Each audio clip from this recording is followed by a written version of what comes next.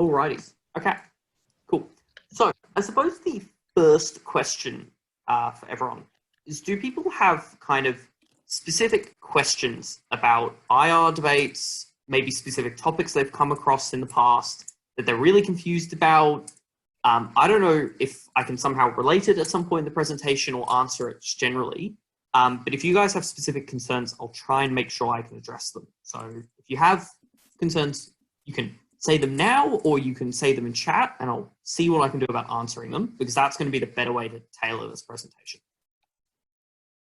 Actually, yeah, there we go.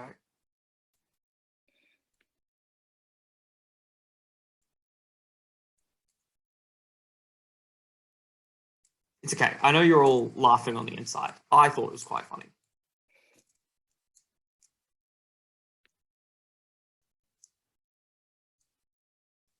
Okay, all right.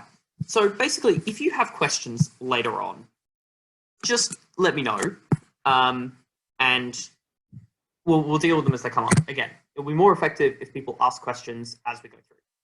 Cool. So what will this session cover? The first one is I will advise a bunch of sources, what knowledge is good to collect. And so given the amount of time you want to spend reading different things, hopefully I can give you some pointers to good places to go to, but also if you have limited time, what is good to get. Hopefully I can give you some structures, which ideally should be good if you know absolutely nothing about the country or the topic area, and you can just hopefully stick to the structure and logic it through. And then we'll do a couple of examples, and I'll try and get you to work on those skills of intuitively doing things. I'll also note a couple of first principles, which I think are they pop up more often than not, and I think they're worthwhile having in the back of your mind just to kind of compile facts. Like, for example, is China good or bad? And when I say that, you might suddenly realize a lot of topics have come up about whether China is good or bad as an actor, to what extent can it help different countries. Finally, I'll do a couple of case studies very briefly. That's the most I'm going to do as matter. And the reason I'll bring them up is, as law students will love, there's a bunch of factors or indicia that you can point to as to when either, and the two I'll look at are sanctions and interventions, as to whether they're likely to be effective or likely to be ineffective. And if you can point to those different things, you can prove those things. Cool. All right.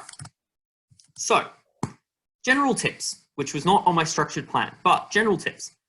First one, don't panic.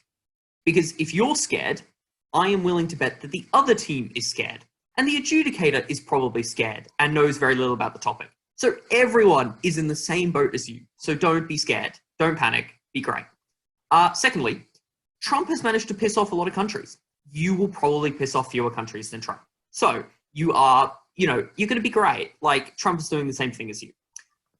In terms of more useful tips for these things, these debates are far more objective and logical than really any other debates. You might come across LGBTI debates and they might make you feel a bit uncomfortable. I generally find these are, very objective. They're very logical. You're not really going to say anything wrong that might offend some people. You're talking about countries. You're talking about solving conflicts that are happening around the world. You basically, both teams hopefully have the goal of killing fewer people and making more people live. And they're all focused very much around goals that countries and people have and they want to achieve in the best way possible. The other thing is also a lot of these debates, and I think this is the scary bit and where a lot of facts are needed, is you need to have a clear characterization as to how you see different countries operating and how you see those actors operating in those countries. And the best way to think about it is if you were to think about, let's say, Australia, a lot of the topics would be kind of like domestic politics about those topics. But if I was to simply replace Australia with, let's say, Russia, that's now an international relations topic. But the same kind of thoughts that would go through your mind about Australia would be similar in terms of Russia, right? History and culture play a lot in terms of how that country operates. Its governmental system encourages to go one way or another. So if you kind of think about the depth that exists in a country like Australia, which you would understand quite well, that can also apply, across the board, and there are many factors to point to. Finally, I think they're fun. Hopefully I can encourage you to also think they're fun by the end of this hour or so. Cool. All right. So in terms of what information to gather, I think firstly, the most useful thing that will always be relevant and be helpful for a lot of topics is just learning about all of the big players in the world. And I think there are 4 critical ones that will appear many, many times. The USA, China, Russia, the European Union. They're the countries who, or groups of countries, who have the power to actually change what's happening around the world. So they have the power to invade countries. They have the power to economically shift them one way or another. So if you can understand where they're coming from and what their capacities are, that's really helpful and can help you improve the base. But in the lead up to a tournament, the things you really want to focus on are flashpoints.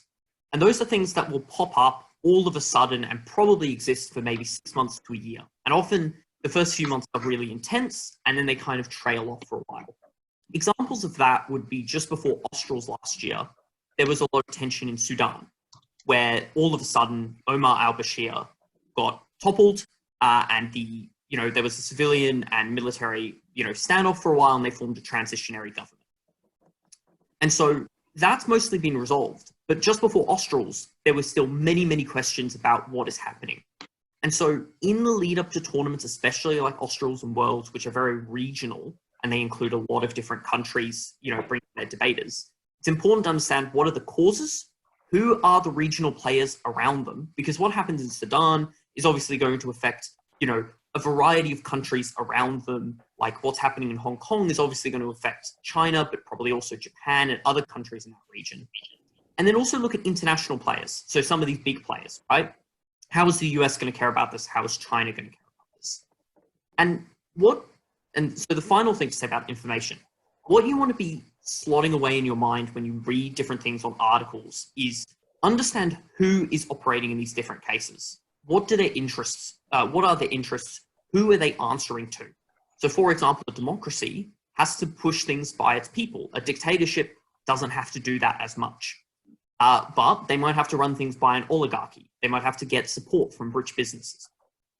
You also want to understand the why.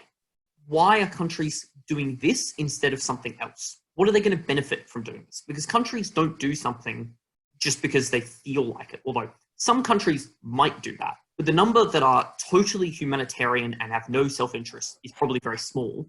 And equally, the number of countries that are totally selfish and care about nothing else but themselves is also pretty small. So you want to understand what are they getting out of this, and some of the examples we'll look to later have some of those. And something to do some reading of, because it pops up from time to time, is how do international organizations function? It's worth reading how the European Union functions, because sometimes that's an analogy. It's worth understanding how, I've forgotten the name, but the ASEAN, how that understands. That popped up at Worlds. If you don't know anything about it, you're going to have a hard time. So it's just worthwhile picking up that information, because you do it once. Those organizations are very slow, don't really change. You can store that away. Okay, final kind of piece of admin-ish. These are sources that I would highly recommend. Those are very good newspapers or news sources. The Economist is very handy for giving a good snapshot of what is happening in the world with each edition. And it is worthwhile doing a lot of reading of all the different regions, because they will give you a very good rundown of what is happening in all those different regions at any given time. The Diplomat is also really good at understanding different regions. Al Jazeera is probably the best source for understanding what's happening in the Middle East and gives you a very different interpretation to, very US papers. BBC News is also very good because it actually has a fair number of local reporters and, local radio stations set up. So it has a pretty good understanding of what's happening on the ground. I'd also then recommend all these YouTube channels kind of in order. Caspian Report has kind of like a 20-minute video that is very good at going over a single issue, which might pop up in a video. And it also does some good work in terms of what are the interests of these countries, or what is going to be the interests of these countries in 2020 as opposed to earlier. And it gets into a lot of their geopolitical interests, why they're pursuing different objectives, and gives you a really good understanding of an area. Like, for example, they did one about the CFA franc in Africa. That might be one topic in a year, but, if 20 minutes can help you with that, it's probably worthwhile.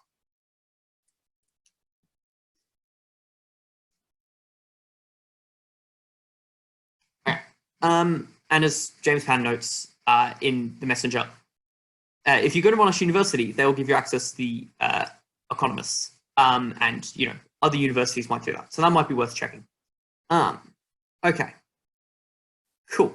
So, and hopefully I can answer Josh's question at some point. All right. Final thing is a couple of debating lectures to watch if you have time. Tom Stansfield, the Monash debater, did a session similar-ish to this, which was quite good. And Duncan Crowe did a session on YouTube. Those are the links. Pretty good. Hour and a half each. All right. Okay. Let's get into actual stuff about these debates. How do you win these debates? And I think this is an interesting question in terms of different international relations debates have different metrics, because I'd say what is an international relation topic is a bit of a mass of something, amorphous mass. You might regard a topic, like, for example, we don't regard topics about America as international relations because it's kind of in its own category. And that often would apply, I think, in the case of, if it's a topic about Brexit, it's probably not as much an international relations topic as it is very specific to that country's politics. But international relations, I think, is far more about a country is in a particular level of conflict. I'm just going to say Venezuela, and we should probably do something about it. Or ISIS is a factor, and that's causing a lot of problems. Or, the European Union, what should it do with certain member states in terms of how it should act with them? And what, X country should develop nukes, for example. And I think these start falling into a couple of different ways that those debates are decided as to who's going to do best. For example, one type of topic is going to be saving lives or making lives better. For example, in Venezuela, the team that will win can prove that they are going to, make Venezuela safe, that they are going to save more lives than the other country. They're going to domestically make it more stable. That's the metric of that debate. It's not going to be a question of, well, is Venezuela going to be friendly, with its neighbors in the future, and things like that. It is, should a country invade Venezuela to make it better, because right now things are pretty bad. The second one is in the case if you are discussing an actor. And from time to time, these topics pop up in that you are now, let's say, as Russia, make a decision about how should it treat China. Now, that first objective about saving lives is no longer relevant, because Russia probably has a different value set all of a sudden. It might not care about saving lives, or Russia probably doesn't care about saving lives of other countries. It values a Russian life far more than it will value an American life, a Chinese life, or any of that kind. So its metrics of success are now very different. And that's where you need to look into what the country's interests are. What is it actually going to care about? If you're talking about the United States, it is going to care a lot about its troops if it has to deploy them on the ground. If a lot of them die, for example, it is very likely to pull out, even if that might mean thousands of people in a country die, because it values those American soldiers so highly. So it's worth looking at what the country's interests are and what does it value. It's probably no longer just about, this is the way in which we save a large number of lives, here's how we make the world better. You're looking at very specifically from this country. Especially if you suddenly have to defend a very evil actor or evilish, like, let's say, Iran, you now might have to, change how you're viewing the debate, and you really need to look at what's in Iran's interests. The final one, I think, falls into the pure sense of international relations, which is relations between one country and another. That is far more about geopolitics. It is far more about how is a country signaling to another country. What message does it want to send to other countries around it? And usually that's kind of, you have this fork in the road, and a country can choose between one set of objectives or another set of objectives. It might be, should this country pivot towards America, or should it pivot towards China? Or should this country develop nukes as opposed to not developing nukes? And I think in those debates, it's far more about not what the nukes are going to do, but it's about what kind of message does this country want to send to other countries? If it develops nukes, is it, maybe suggesting to certain countries it should be a friend in some way? Or is it suggesting to other countries that it is, we are going to be very aggressive, we are going to protect our interests no matter what, and it might push back other countries who are currently, infringing on its rights, i.e., maybe that's a reason Iran would want to develop nukes and get America to back off a little bit. Or would that encourage America to be more aggressive? Far more, what's the message or the signal you're sending? So at the end, I hope that makes sense. At the end of it, it is about identifying what is the conflict or what is the message a country wants to send. If it's conflict, fix it. If it's about a message, what's in that country's best interests, or what does that country want to do in the future? And generally that might be more stable, be more economically prosperous, reach out to certain objectives, things like that. Okay. All right. So I would say this is the first step of things that can help you start breaking down a country logically. I would say we're going to start from the left-hand side, work our way across right, and then we're going to go down. And it makes sense if you look at it that way. Don't go like from the bottom up. So in terms of supports needed to be a government, I would suggest that a country or a government needs every single one of these supports in order to actually be a government of something. If a government has no domestic support, it has nothing around it to exist. It has no people that will back it up. And that's obvious in a democracy, where obviously the people that support that government are the people that voted it in. But even in kind of the most rogue nation case of, let's say, North Korea, it still has domestic support. It still has people that support that government. The amount of that support is, open for debate. Is it, brainwashed, or is it just very much they don't see an alternative? That's open for debate. But there is no question that government has domestic support. People will do what that government wants. And these are just like average civilians we're talking about. And so a government must have some domestic support. And that applies in the case of Venezuela, for example.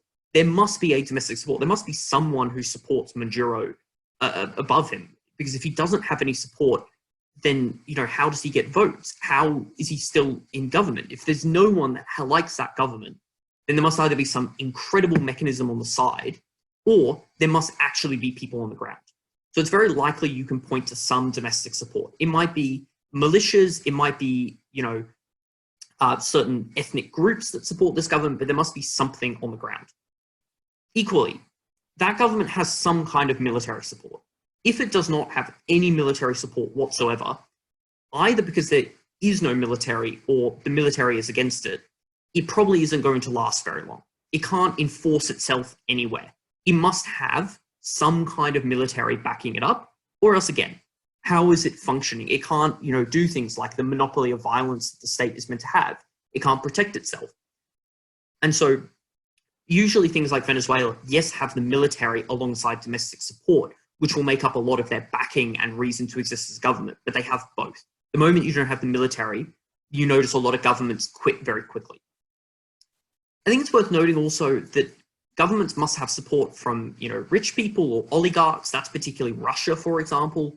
But just generally, a government needs some kind of money, and the easy way to get money is often through oligarchs or rich people who are very prepared to get some investment out of this regime. So they might often benefit from being the people who run a lot of the state-run industries. They might get access to resources and the like. And so they usually will also back the regime. So they're the ones who can control industry, give people jobs, give money to that government. So it's worth also thinking through that rich people must support this. The other thing is that government must have some kind of international backing. And that might just be general recognition, but it's also things like trade. It's things like support in the case of military alliances. And again, even in the most rogue nation case, like North Korea, it still has international backing from China and to some extent Russia. So it still has support because that's the way it can continue to function as a government through all of the sanctions and the like. And so governments need some kind of international backing to have trade with other countries, to have recognition, or else they might get invaded, or alliances to resist things like invasion. And the final thing is the government needs money, money to pass policies, money to bribe people, money to pay for the military.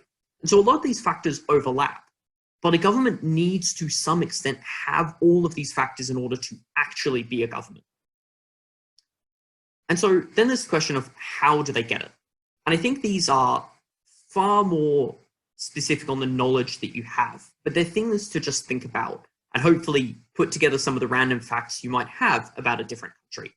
For example, countries will get money from economics, or there might be economic interests for rich people, oligarchs in that country to support the current regime, such as in the case of Russia, Putin gave away a lot of the state industries to those oligarchs when the Soviet Union fell apart, which led to a lot of those oligarchs tying themselves very much to the Putin regime because their interests were now aligned. As long as the Putin regime continues, you have control over the giant petrol and oil companies in Russia or the other massive companies that you have there.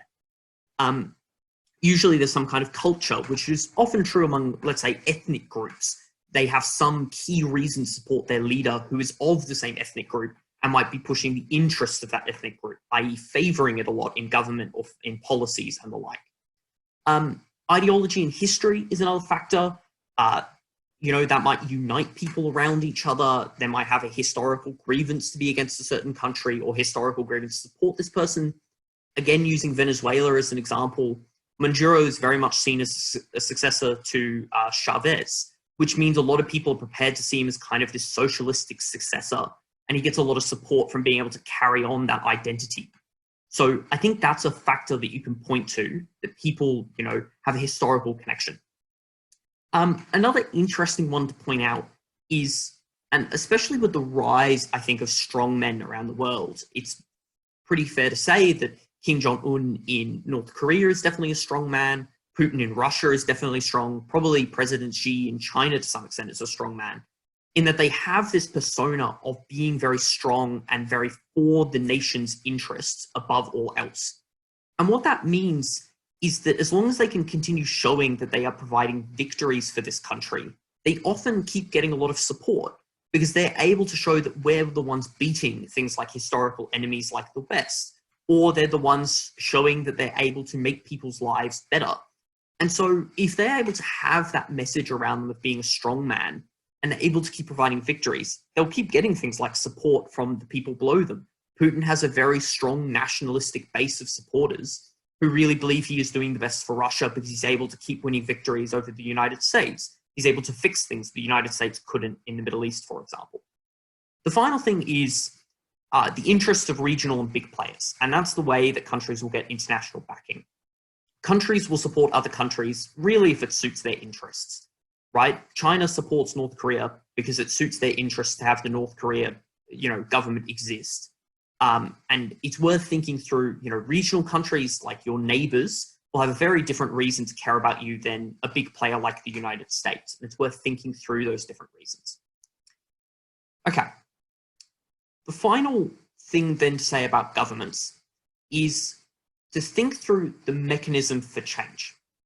And if you can kind of identify what a government looks like and make a guess about it, then you might start identifying your mechanism to make change. For example, if we're talking about China or North Korea, we're not talking about, we need to make the opposition party in those countries strong enough to topple the government party, because there is no opposition party. It doesn't exist. Your mechanism is one of encouraging different actors within that ruling party to gain power and change the government over time. Like, we recognize that, for example, the Democrat or the Republican Party in America is very diverse in, all of the different people in it. For example, there are some Democrats who are very much, anti-abortion, anti-gun rights, yet they're still a Democrat. They're still in the Democratic Party. They might very much be a big fan of big taxes and a lot of government spending, and so fit into kind of like a democratic mold. But certain views are very different, and that applies in the case of a one-party state. There are probably more liberal people in that political party and more radical or more conservative people. And so what you're trying to do if you want to change a one-party state is you want to empower things like a more liberal part of that government and make a change there. If it's a democratic country, you might be talking about empowering things like the opposition. Again, coming back to Venezuela, you're more talking about, his name slipped me, but you're talking about the other person who declares himself as a president or like a interim president.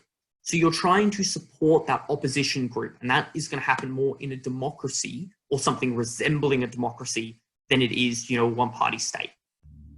The other things or other forces you can look to is you might be changing things like military power, which might be an invasion, or you might be trying to get the military to flip sides. Because if the military flips sides, that's when you can actually start changing the government, because you have the power, you're able to actively, forcefully cause change. And the other one is you might be looking at businesses, domestic or international. Investment and money usually can get governments to change their policies, because the government will be wanting things like to get jobs, to get money. And if you're able to change, you know, the groups that businesses support, you're very likely to encourage a government to maybe be, you know, change how economically they work. Now, I know that was very long. Does anyone have any questions or anything that didn't make sense? How about sanctions? We'll get to some of the specifics about sanctions, but I think generally the way a mechanism for sanctions will operate is you want to hurt that ruling leader and encourage the power of more liberals within that ruling party or the opposition, because it's now seen as the government is someone who is, you know, not economically responsible, they're causing harm to the economy, or they're just actively making bad policies. And now that opposition is seen as a group that might lead the way out, or we need to change these policies and the sanctions go away. Does that make sense? But we'll get to a couple of case studies about where sanctions can be effective and how specifically they work. Okay. Yeah. Oh, sorry. Can I just ask a quick question? Fire away. Yeah, sure. So, with the whole characterization of a country in your speech, would you recommend spending a bit longer on characterization when it comes to IR motions, given that there are so many actors that we have to cover and so many different factors impacting on what a country might do?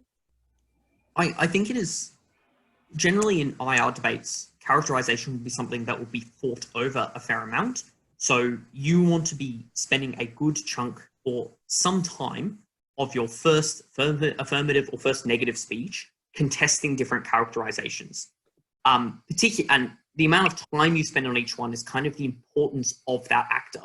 If you're talking about doing something very aggressive and you really need the United States to back it, you need to spend a good amount of time fleshing out what the interests of the United States.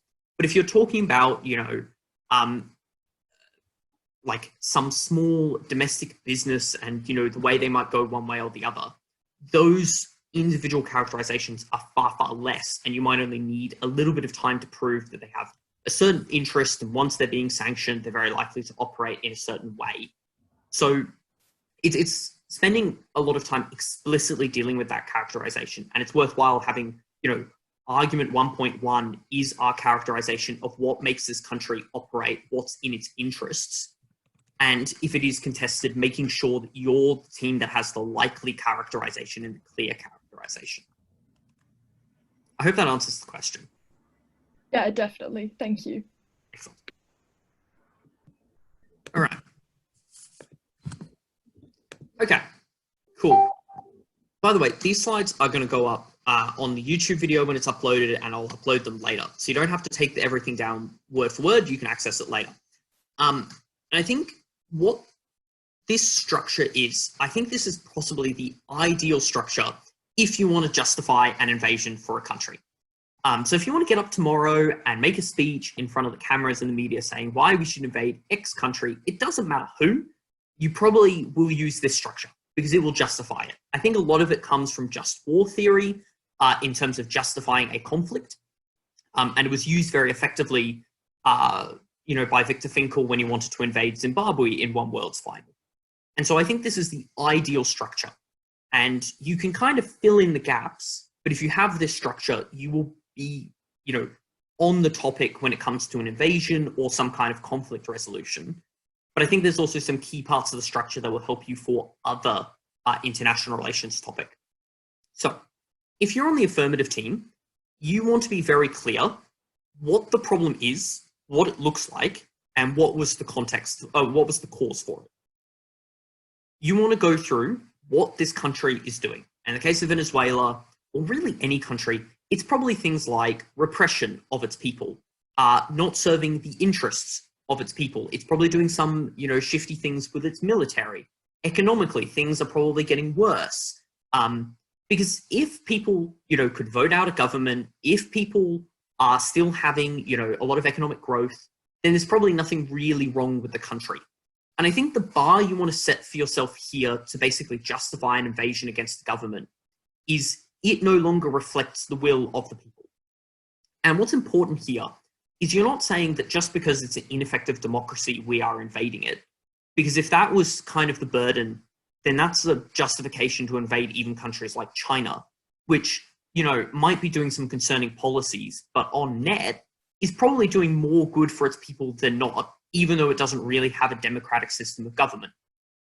And the reason for that is it is still reflecting the will of its people. It is still able to provide things like economic growth and the goods and services that they want and need.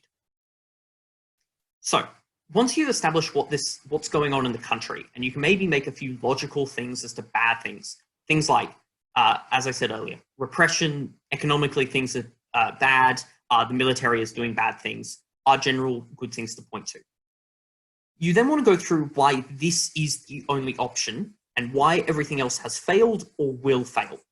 Because obviously, if we can do something less than an invasion, then why aren't we doing something less than an invasion? And so you really want to go through, maybe you can bring up examples as to when we have tried sanctions. And usually, if we're ever considering invasion, things like sanctions have been tried and failed, i.e. North Korea, i.e. Venezuela. Or, some level up has also failed. There might have been, a coup, there might have been something else that's been tried and that has failed. So it usually justifies, we now have to go to the final option. But if you don't know if those things have been tried, it's worth going through the reasons as to why those things aren't likely to succeed, or why this is going to be the only option available to us. Maybe it is something that just requires a huge amount of military force. And this can also apply if you're doing something, less hardline, i.e. when you need to justify sanctions in the first place. You might be able to point out, look, we've tried diplomatic negotiations, those things have failed. We now need to sanction, or we now need to do, some level of minimal engagement in order to bring around change, and we don't think it's sufficient to deploy a huge army to do this. The next key step is to go through your mechanism. You need to show how your thing is going to work. And this is usually relatively quick, because if you're talking about war, if you've got someone like NATO or the United States on your side, there isn't a question of whether you're going to be successful. It's going to happen. Like, unless we're talking about invading China or Russia, there aren't any countries in the world that can resist the United States for any period of time. So you want to talk about this war being quick. Think about the number of times politicians have always said, this will be a quick war, we'll be home before Christmas. That is the kind of thing you want to be emphasizing. You want to say it's a quick war. You want to say it's a war that's going to target military targets. So you're going to reduce the number of civilian casualties. It's also a way in which you're going to weaken the military. And that's where you want to focus on what your actor does well. The United States is fantastic with all of its technology in, isolating military bases and just annihilating them before they have a chance to do anything. It has drones, it has all of those tech things. And it's got the technology that will just overrun everyone when it comes to its navy, its tanks, its military. So you want to emphasize its technological or manpower advantage. And then it's worth thinking about, is the military going to fight back? And you generally want to describe the military as not an actor that's going to fight back. Its loyalty to the state is based on money, not ideology. Because if it's ideology, they'll probably fight on even if it looks, like impossible. If it's just money, it's a very rational calculus. And they're going, is it worth supporting this regime for, a few $1 million? Or do we prefer to have our lives? It's probably preferable to have your lives, and the military, after a couple of missiles are fired at them, are very likely to run away. But the final important step to have in your first affirmative speech when you're doing this is, what's the long term? You need a plan for how you're going to fix this country up. And that's usually things like ensuring free and fair elections. It's usually ensuring very large aid packages. It's usually winning over hearts and minds of people on the ground. Because if you're missing those things, that's when the conflict continues on. That's when countries are unstable, as we'll get to in a moment in a case study. On the negative team, it's very much the flip side of this.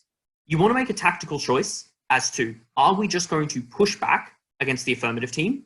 or are we going to bring our own solution? Because remember, this is a conflict, and if we're caring about lives on the ground, you need to be very clear as to how you're also going to resolve that conflict. And so generally being a team that pushes back on every front against the affirmative team is not the best tactical idea, and so a different topic it might work, but it's usually worth having your own solution. And the things you want to point out is that, one, the affirmative team is disproportional or it's not what people want on the ground. You want to slow down their impetus. Because if they're able to start suggesting things like there's repression or there's people being hurt, then that's the justification for invasion. You want to minimize that. Things like, those are soldiers are people too, and you're killing them. Often in these countries, a lot of those soldiers are conscripts or have no choice because the military is probably one of the only fair, well-paying jobs around. And so really those are people fighting back because they have no choice about the matter. It's not as if you're, fighting against people who have deliberately chosen to repress their country. You also want to show that other solutions are going to be better. And so that's the flip side of the affirmative team emphasizing that this is the only solution. You want to point out that there are other solutions and we should give them a try. Maybe that's more time. Maybe that's the fact that sanctions in a little bit longer could work. Maybe that's things like firing a few missiles might do enough, right? So just pointing out other solutions that you might stand behind. And then going through why their solution isn't going to work. And I think there's a few times you can point this out. The first one that I think is quite clever is how long is that country likely to stay engaged? If it's the United States, how long do they really want to be sticking around in this country? Like, maybe, no question, the United States probably loves invasions, right? They absolutely love dominating something. But are they going to stick around for 5 to 10 years to make sure that country is totally all right? Is that what Trump cares about? Probably not. He cares about a quick, instant victory. So he's very likely to do the invasion and then go home. Or stick around for a month or two and then go home. So how long is this country really going to want to stick around? And especially if it does stick around longer, is it going to stick around if it suddenly becomes a proxy war? Is it going to stick around if things get worse? And so you might not be able to name actors behind these things, but you might be able to suggest that there are people that will push back, right? There might be an insurgency on the ground. There might be a proxy, there might be an actor around that country who has an incentive to make the United States have a really bad, hard time. Countries like Russia is a really good one. They always want America to have a really terrible time and have a defeat. Another interesting question is there likely to be a spillover, right? Is it likely that tensions in one country bleed into another? For example, if you suddenly beat the military, what are all those soldiers going to do? Often they just go over the border and harass the next door neighbor. Is that spillover worse than what's currently happening? Are there better ways to handle that? And then also pointing out why their long-term might be particularly bad. And that gets into their solution about, why might it be unstable? Why is it not fixing things? The final thing that's really important is what is the long term of your proposal, right? You might be able to prove that you get it, show what's going to happen in the future and why that's better for that country. Okay, I know this was a lot. Does this make sense? Any questions?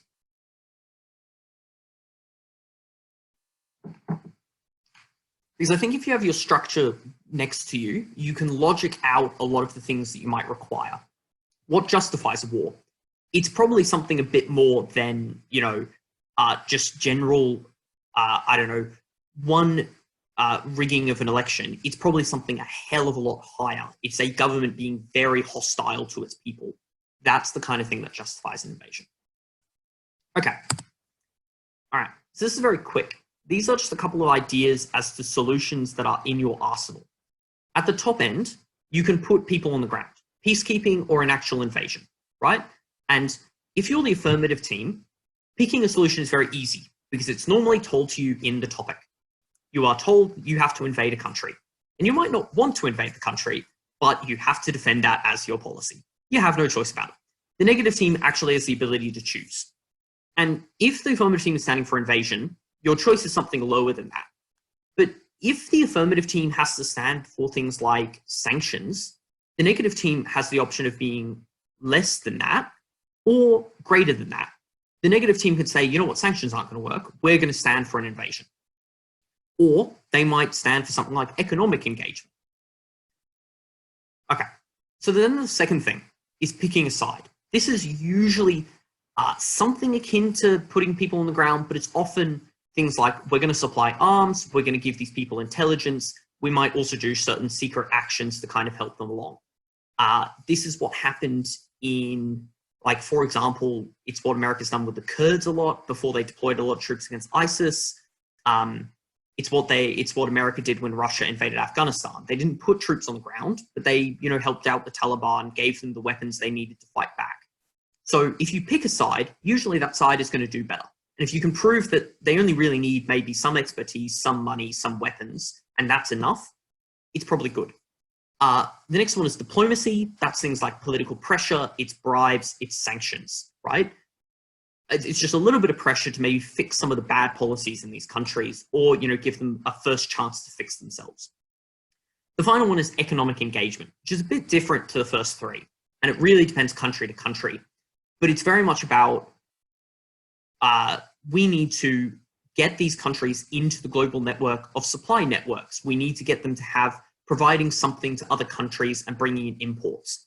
Because when those things start happening, that's when you actually get those countries to care more about the globe. If they're getting investment, they want to seem, good for investment. If they're, having to export goods, they want things like stability in their own country in order to trade with other groups. So you're showing that there is far more profit in being a stable country that cares about other countries than one that is particularly aggressive.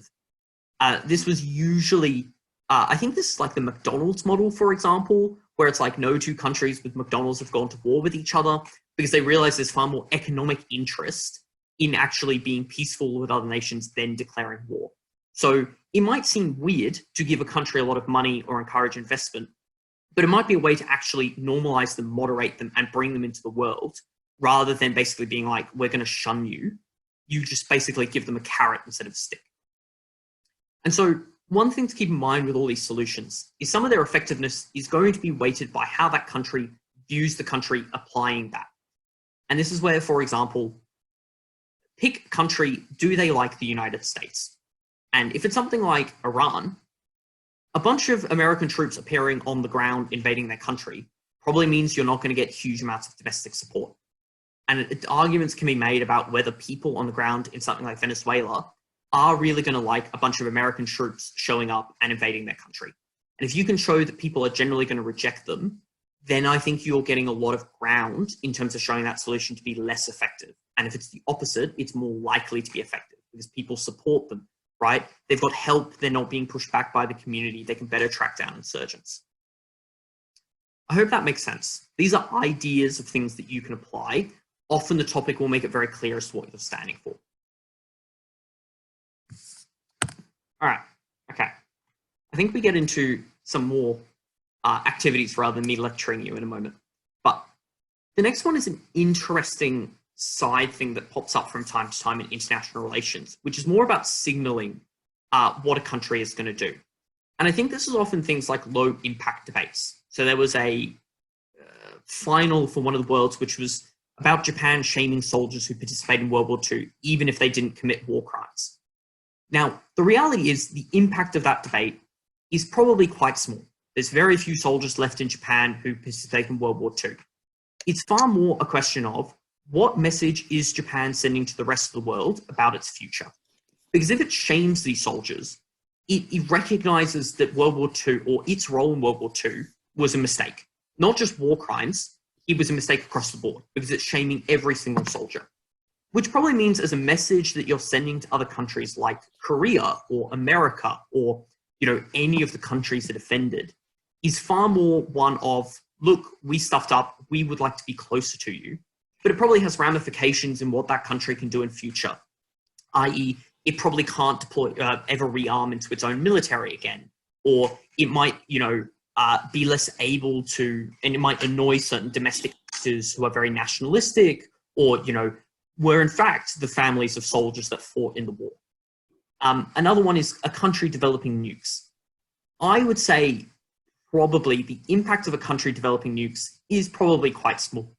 The likelihood of them using it is quite small. And I know that sounds a lot, and there might be a debate about, how likely are they to use it? I think it's far more interesting about what message a country sends when it develops nukes. And it's worth thinking about what signal or what message does that country want to send when it is doing this particular thing? I think a cool example is, why did Great Britain, defend the Falkland Isles?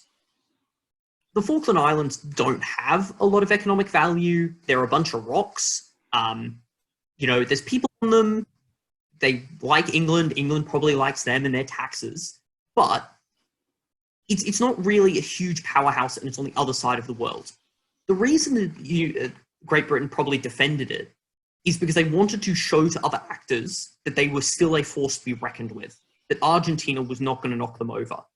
Because if Great Britain just were like, fine, you have the Falkland Islands, probably other countries are now going to push back against Great Britain. They might have more independence movements because more people think Great Britain is, not strong. It's not in control.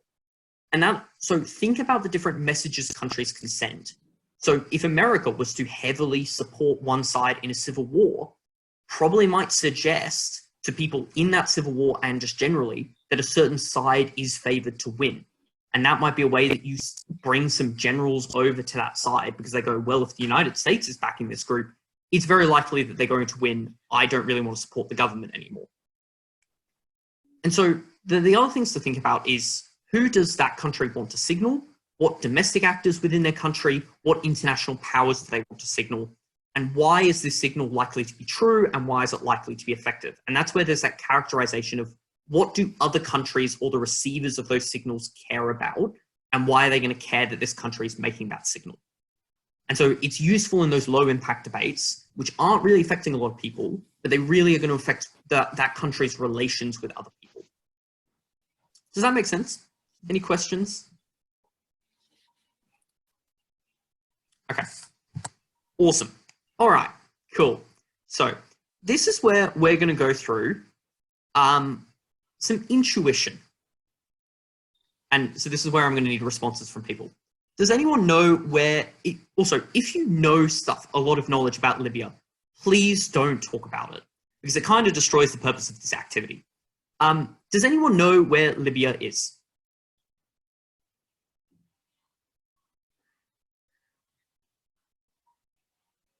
I'm very happy for an answer that might get it on the right continent.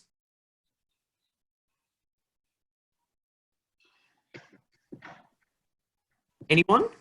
Africa. Ding, ding, ding. Which north, south, east, or west? Towards the north. Ding, ding, ding. Cool, right. So we know it's vaguely in the north of Africa. Great, that's a good piece of intuition. If we're talking about NATO deploying peacekeepers, what can we, I suppose, guess might be happening in this country? Conflict. So there's a conflict, right? Can we make any guesses about what that conflict might look like?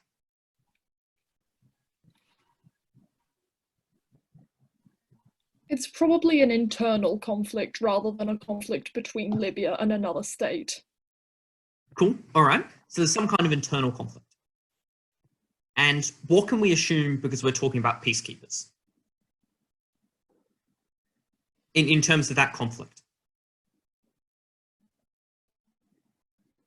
Pretty intense and been going for a while. Been going for a while. I was trying to get at the fact that it's probably violent, right? There's probably people dying. This isn't like a conflict between a Liberal and a Labour Party supporter in Australia. It's far more like, we've gone past words and past sticks and stones. We're full on to AK-47s, right? Okay, what else can we intuit from this topic and guess at?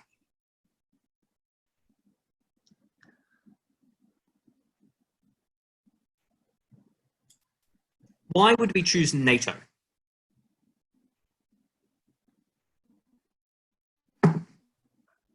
Okay, better question. What? Like regional, as in probably the regional, like the surrounding countries don't have as much power or influence over this particular country.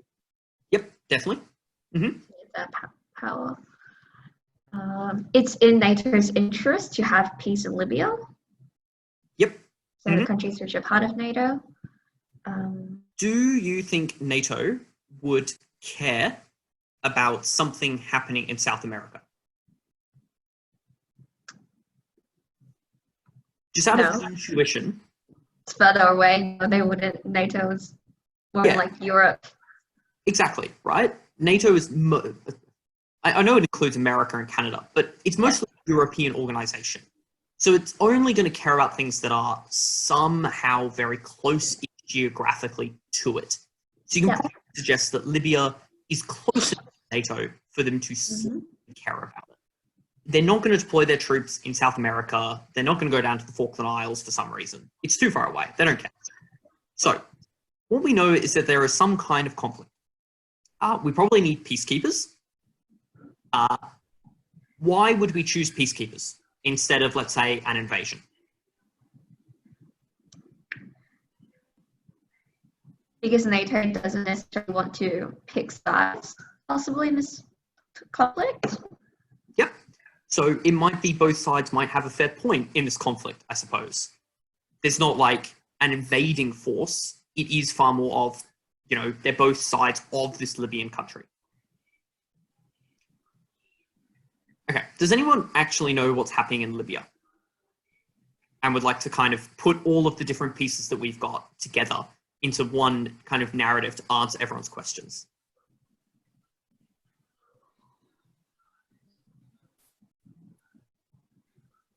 Okay, no, that's fine. That's totally fine. Basically, Libya, yes, is in a civil war. On one hand, you have something resembling a democratic government that's been elected by some people. And on the other hand, you have a general who is very close to the previous dictator. I think that was Gaddafi. And he's very powerful in the south of Libya. And the government is particularly strong around, I think it's Tripoli, that's the capital in Libya. And they've been fighting. And in fact, they've been fighting around 20 miles outside Tripoli. Both sides have international backing of different powers. There is some conflict over the West as to who they support, because I think France supports the general, for example. And basically, they're just, you know, fighting each other a fair amount. And you are correct. Libya is in the north. It is on the Mediterranean Sea. And so, yeah, and it's generally unstable. All right, let's do another example. Can anyone guess where Somaliland might be? Again, I will take the nearest continent. I know, yeah, near Somalia. Okay, good. Is it near, or could it be something else? So they are like the country that has claimed like independence from Somalia. So they try to claim themselves as like their own nation, but they don't have like recognized statehood. Yeah, I feel like you might know too much, and so you're not my target audience with this. I will mute myself. Okay, if we're talking about this country being independent, what can we assume about it?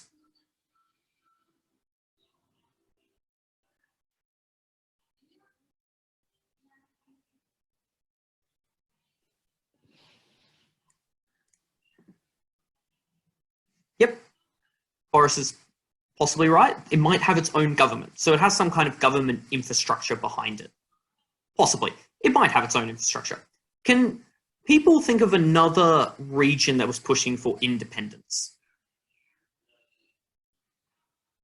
Catalonia in Spain and France. Yeah. That area. Do people know what were some of the things that Catalonia argued as to why they should be independent? To like a strong individual culture. Yep, Taiwan's also definitely. Yeah, so they have a strong culture. Anything else? They had a vote. Yeah, that's a bit different. We'll get to that. Yeah, that's not really relevant. But Catalonia specifically, why was it pushing for independence before it got to a vote? They were economically more advanced, so they didn't want to be held back by the rest of Spain, right? Yep. So economically, they could support themselves. And they have a cultural identity. They also had some different language. So using that as an analogy, I'm hopefully going to make the final step. What do you think Somaliland probably has? You might not know what country it's a part of, although it's in the name. But you might be able to make some assumptions about what Somaliland's got. Any ideas?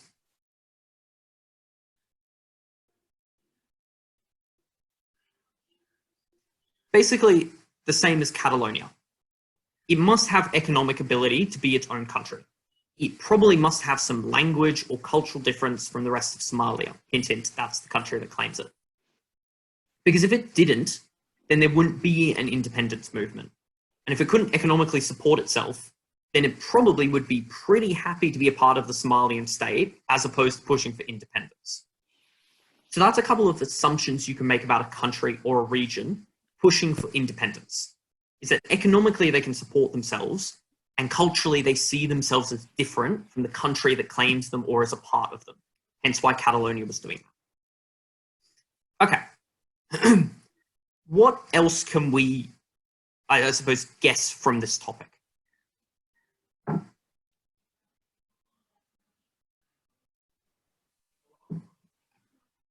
That Somalia probably wants Somaliland to stay in Somalia's powers. Ding, ding, ding. Correct, right? If otherwise, this probably wouldn't be a topic, right? If Catalonia, if Spain recognized Catalonia, we probably wouldn't care, right? Catalonia would now be its own country. We would have an extra country to remember. So probably the main country doesn't support that. What else can we guess? Something to do with the international community.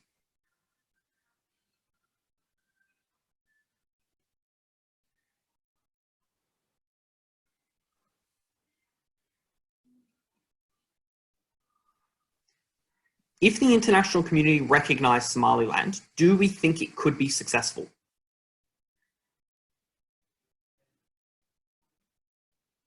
Yeah. So Josh is right. You would hope, especially if you're the affirmative team, that it would hopefully be successful. Okay, cool. All right. So here are a couple of first principles that I think are handy to kind of have in the back of your mind when you're reading articles, when you're doing different things. Look at different approaches to resolve crises. Advantages of a more aggressive as opposed to a diplomatic approach. Things like soft versus hard power. Hard power is things like sanctions, invasions. Soft power is things like diplomatic negotiations, economic engagement. Another one that constantly pops up, is China good or evil? Does it want to exploit the countries around it, or does it want to give them some kind of advantage while pursuing its own gains? Should countries turn to the West or China as they develop? This often popped up a few times, particularly around African countries. Should they seek investment from the West or from China? And then this one is kind of to do with independence. Are you better off within or without a country? Like by yourselves or within something? All right, okay. Couple of final things before we wrap up. Does anyone know what is a good example or an example of where sanctions have been effective?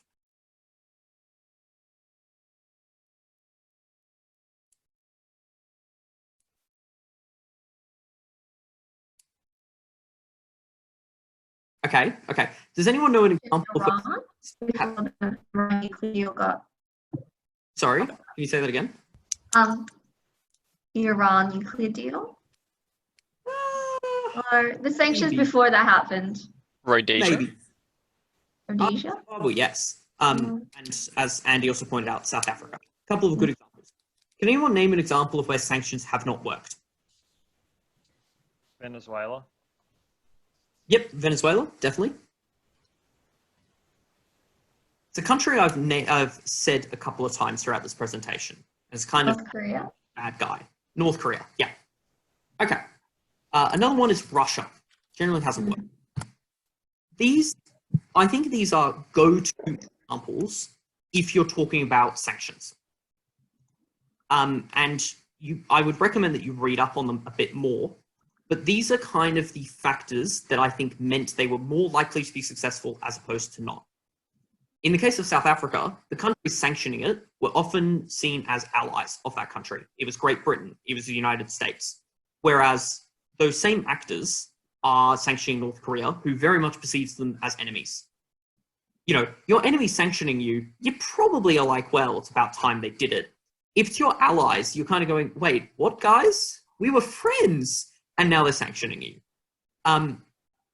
Generally, they're more likely to be successful if there's domestic opposition, like there was Mandela in South Africa, North Korea. There really isn't a clear one. If it's private businesses as opposed to state businesses, private businesses have a lot of autonomy and control and can, do things like capital flight. They can change investments. They can lobby the government to change policy, and usually they're the ones suffering. If it's the state and the state controlling those resources, they actually usually benefit from sanctions because now they're the only port of call for different things, like maybe food. In Iran, for example, the military became very rich because they were the only people that could supply phones. No one else could when they were sanctioned, I think, ages ago. Ideology is a cool one that you can point to. In North Korea, there's the ideology of Juche, which is basically self-reliance. So if you're now sanctioned and you're now self-reliant, it fits very much into your ideology.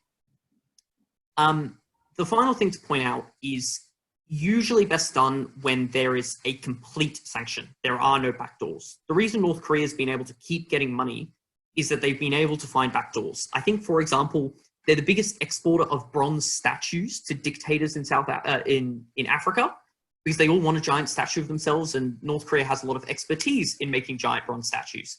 So they have different, and they can also sell some goods through the Chinese border. And so if they're still able to get around sanctions, they're less likely to be effective. In the case of South Africa, it was pretty unified as anti-sanctions. Oh, they also sell a lot of meth. Thanks, Josh. Yeah, they sell a lot of meth. Cool. What's important in terms of a mechanism, and I think this was an earlier question about sanctions, is one, there's a psychological effect of being isolated, particularly if you're isolated by your allies. It's particularly damning to that government that you're probably doing something wrong if your allies no longer agree with you. If you're getting less money, it's harder to do things like pay for military or trade to get items. In the case of North Korea, it's harder to get things like uranium. It's harder to import it. It's harder to pay for it. Therefore, it's harder to get nukes. So even if your sanctions don't have a huge effect, if you can point out it makes it harder for that government to operate, that might mean things like less repression for people, and that's a good thing. You also do it to deny access to certain things like uranium, like maybe steel, make it harder for that country to do things. You also want to push domestic actors to push domestic actors to force change. And that usually might be, we might cause them some pain and suffering, but we're going to empower that opposition and we're going to force that domestic, support group to change that government and make it do something else. All right. Okay. Final thing. What's an example of a really, of a good intervention? Anyone come to mind? Happened late 90s / early 2000s. Serbia? Yeah, Kosovo. Against Serbia. What is an example of a bad intervention? And hint. Iraq 2003. Vietnam. Vietnam's a bit more complicated. That's the Cold War. We don't talk about that. Basically, Iraq. And so, again, I'll upload the slides and you can read them a bit later. But the key thing that was very effective, or the difference between the two interventions, was what happened long term. In Iraq, America won the war in like a month. Like it was over, but they were still there 10 years later. In Kosovo, they're still there. Like it happened over 10 years ago, or longer, maybe 20 years ago. There are still military forces there. And I think what's worth keeping in mind is they brought 50,000 soldiers into Kosovo the moment that they could, and they still have 3,500 there, which means that there's a significant amount of military force required to make these things work. Because you've got to do things like remove mines. You have to make sure that, ethnic groups or communities that might not be getting along are separated, that they're not actually killing each other. And you often need to be the police force for the short term. And that's what they did well in Kosovo. In Iraq, there are a myriad of problems, but some of the key ones is they favored one ethnic group over another. They favored Shia Muslims over Sunni Muslims. They dissolved the entire military and most of the state and had to rebuild it from the ground up. And that's a lot of the reasons why they allowed the formation of things like ISIS in the first place, because they pissed off a lot of people and didn't, keep a lot of people on side. So I'd recommend you read more about both of these things. But the factors to point to, I think in many ways are, how are these armies going to be received on the ground, and how likely and how much are they going to do long term in terms of money, in terms of manpower being around to keep things separated? Because if they're not, that's when tension exists and that's when things get worse. All right. Okay. So that's the end of my presentation. Does anyone have any questions, queries, concerns, thoughts?